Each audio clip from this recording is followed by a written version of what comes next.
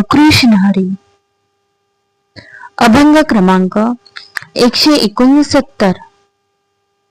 भजन घाली भोगावरी, भजन घाली भोगावरी, अकर्तव्य मणिधरी. भजन घाली भोगावरी, अकर्तव्य मणिधरी. धीग त्यांचे साधुपण, धीग त्यांचे साधुपण, विटाळूनी वंते मन. धीग त्यांचे साधुपण, विटाळूनी वर्ते मन. नाही वैराग्याचा लेश, अर्थ चाड जीवी आस.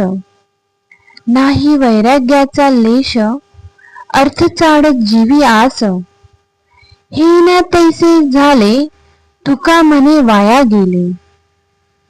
या अभंगाचे अर्थ आहे, देवाचे भजन पूजन हे माझ्या नशिबी नाही असे म्हणत संसाराची आसक्ती धरणारे लोक असतात. अशा साधुत्वाचा तुकाराम महाराज धिक्कार करतात. त्याचे मन विटाळले आहे असे म्हणतात.